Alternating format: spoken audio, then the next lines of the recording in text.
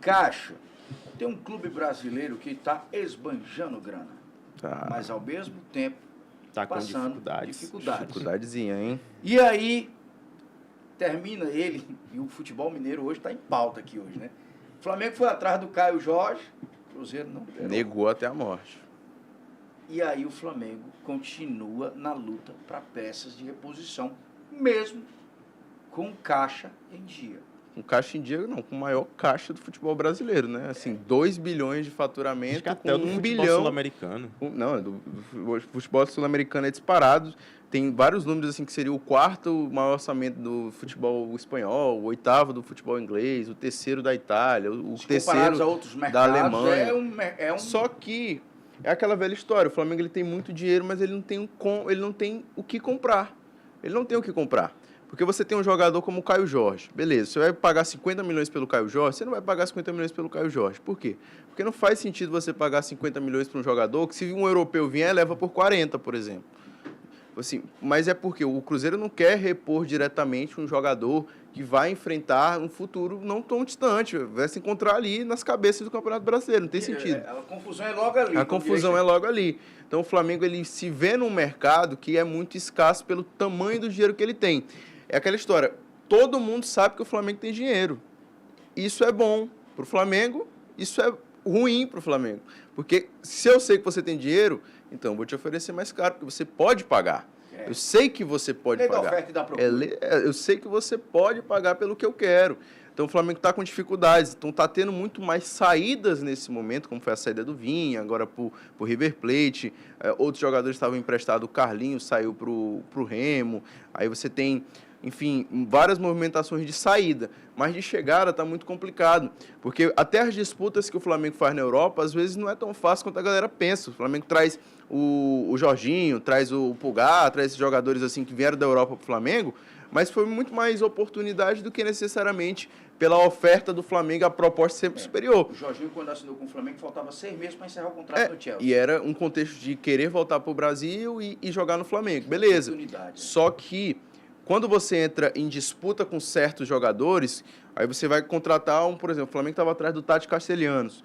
É muito difícil o Tati Castelhanos chegar e aceitar a proposta do Flamengo de primeira. Por quê? Porque ele também tem proposta do West, que agora que ele foi para lá, mas proposta de times ingleses. Então, assim, quando você tem um mercado que é fechado para você, que é o seu mercado nacional, porque é muito difícil o Flamengo tirar jogadores dos clubes daqui, mesmo que os clubes daqui estejam endividados, e você tem a disputa com o mercado europeu, sendo que lá é mais difícil você contratar, porque jogadores que estão no mercado europeu querem ficar na Europa, porque afinal é o maior centro do futebol, não tem muito segredo, onde ganha mais, onde você tem mais visibilidade. Então é muito difícil essa disputa. O Flamengo está no limbo, onde ele tem muito dinheiro para gastar, mas ele não tem quem comprar. E aí fica nesse bate-cabeça, nesse começo de temporada. Só que é certo, até o final dessa janela, o Flamengo vai fazer uma grande contratação, que todo mundo vai comentar. Vai ter que abrir mão. Porque tem muito dinheiro. É impossível o Flamengo não fazer uma grande contratação nesse momento, porque o Flamengo tem muito dinheiro, é muita grana. A previsão então, assim, para 2026 é que o Flamengo praticamente dobre o faturamento do ano passado. Então, assim, é muita grana disputada. O Flamengo pode chegar aí a ganhar quase 5 bi nessa brincadeira. E aí eu te pergunto, Eliakim, e o Pedro? Já que o Flamengo foi atrás do Caio Jorge, vamos ver, Pedro deu uma balançada em 2025, sai, não sai, permanece no Flamengo. Era a hora do Pedro sair? Se o Flamengo deu indícios de que quer trazer o Caio Jorge, que eu acho que o Flamengo vai trazer o Caio Jorge, apesar dos contratempos, seria até logo, Pedro. Muito obrigado por todos esses anos. Não sei, talvez. Eu acho que o Pedro dá para se aproveitar no Flamengo ainda. É um jogador novo, tem 28 anos. Né? É um jogador muito bom, muito fundamental, importante para o Flamengo nos últimos anos. O que aconteceu é que ano passado, Pedro, nos últimos 2 anos, sofreu muitas lesões. Né? O que acabou que ele não teve muita minutagem em campo. Em 2024, o Pedro ele era artilheiro do Brasil no meio da temporada. Se lesionou e o Yuri Alberto acabou passando, mas por que o Pedro se lesionou? O Pedro já tinha ali seus 27, 28 gols no meio da temporada. Né? Então, 25, vários hat-tricks. Então, 25 não foi tão especial para o Pedro por conta também de Resquício lesões. da lesão de né? 2024. Resquício Tomou um de esculacho lesões, ao né? vivo. Que acabou... teve esculacho do essa treinador, questão do treinador. Mas o Flamengo, mesmo com a contratação do Caio Jorge, eu acho que não precisa liberar o Pedro. Principalmente porque hoje no Brasil... Contratação não, né? Porque a não contratação por enquanto. Né? Mas porque o Flamengo não tem jogador para repor. Vamos dizer assim, o Pedro, claro, o Flamengo tem um elenco muito robusto, mas eu acho ainda assim o Pedro muito melhor do que certos jogadores que estão lá no time do Flamengo, como por exemplo o Samuel Lino. Eu acho, não, vamos dizer assim, não melhor de técnica, mas muito mais decisivo do que o próprio Samuel Lino, né? Porque às vezes parece que quando chega lá o Samuel Lino, a camisa pesa a camisa do Flamengo. Acho que não, é uma análise muito pequena ainda do Samuel Lino, ele tem uma temporada inteira pela frente, um jogador que foi contratado de um grande time europeu, então claramente ele ia ser caro. Não dá para você chegar no Atlético de Madrid e tirar um preço barato.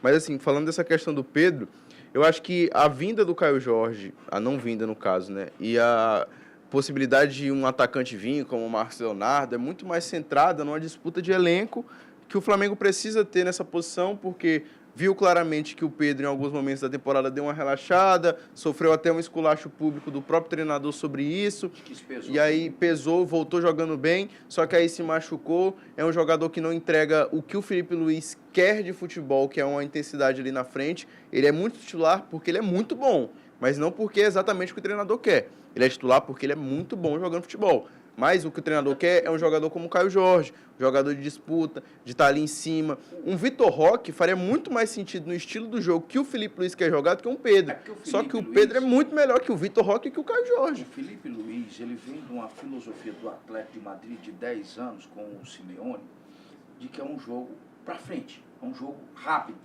E o Pedro não é rápido. Ele é um jogador, aquele centroavantezão mesmo. Raiz de área. Pesadão mesmo, aquele o grandão que fica lá na área. E o Felipe Luiz não quer mais esse futebol. Ele quer o cara que fique transitando. É o cara que vai e volta. Como era o Gabigol. E aí é como o Cássio disse, o Caio Jorge e o Roque são jogadores que são pesados, fortes, e rápidos. Mas são rápidos. E o Pedro não é isso. Olha, deixa eu aproveitar, mandar um abraço para a nossa audiência que está acompanhando a gente aqui agora pelo nosso canal no YouTube. Você pode mandar sua mensagem aí e deixar seu comentário aí na nossa live, tá? E você também pode acompanhar o Contra-Ataque na TV Meio.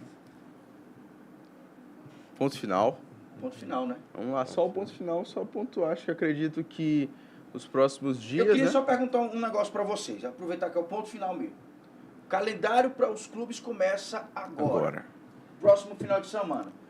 Ainda, alguns clubes como Corinthians, Flamengo, Vasco, Palmeiras, que são clubes que disputaram campeonatos pesados, vão atrasar um pouco esse calendário. Vão começar lá para o final de janeiro, segunda quinzena de fevereiro. Eles vão começar com o time titular. Com o time grande. Eles vão jogar esse final de semana. Eu digo assim, a base, né, o time mesmo, o cara do time, lá para segunda quinzena de fevereiro.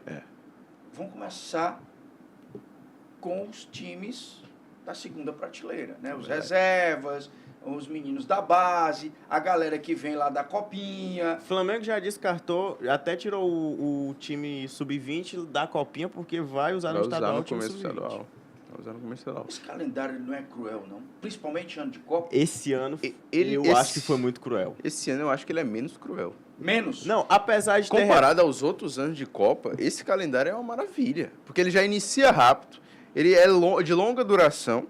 Ele é um campeonato que já começa em janeiro, por exemplo, que é o principal campeonato, que é o Brasileirão. Sim. Para as principais equipes, ele se estende até o final do ano. Então você vai ter muitas datas espaçadas nesse meio tempo. Fevereiro já tem a Copa do Brasil. E aí fevereiro tem a Copa do Brasil, que já inicia, mas não para todos, né? Inicia para uma parte. Você tem a Libertadores também se estende. Então, e os estaduais ficaram mais enxutos, né? Você tem menos datas de estaduais. Então, assim, é menos tempo para trabalhar.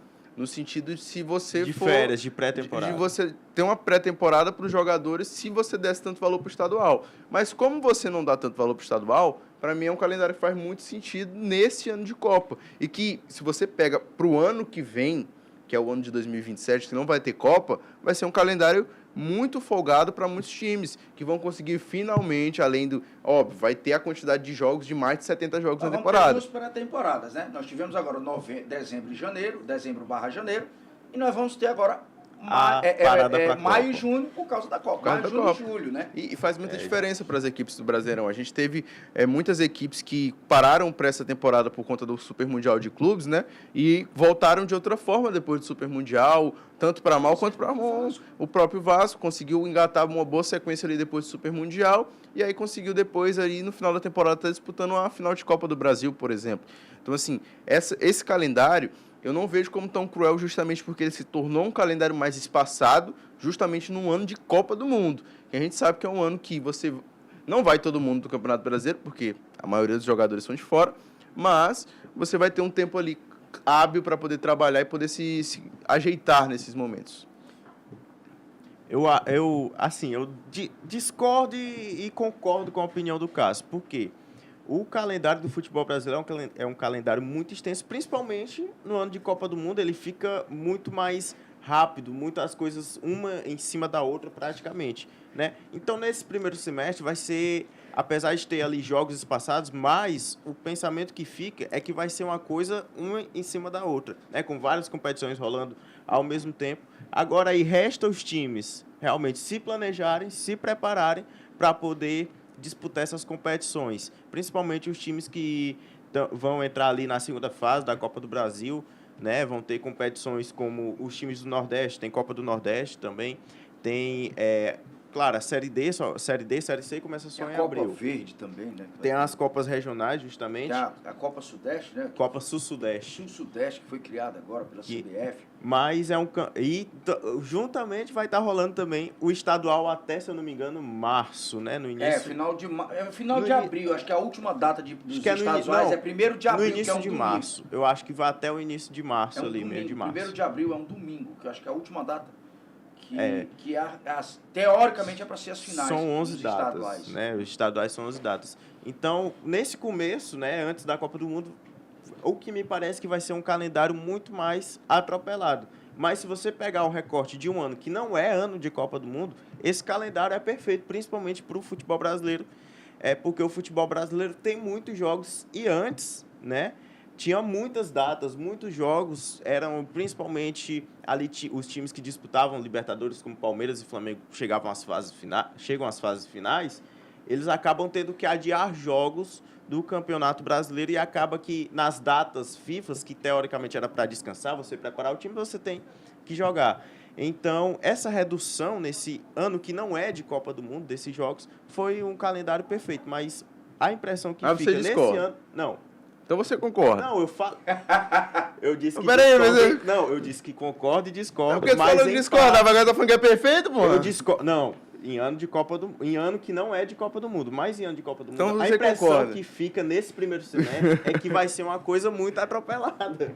É que vai ser uma coisa muito... Veremos, é um teste que a CBF está Eu não acho ruim, porque eu vou ver um monte de jogo. Eu discordo nessa parte, eu também não acho ruim, não. Não, para quem gosta de futebol, vai ter assunto esse é o ano. Esse é o ano.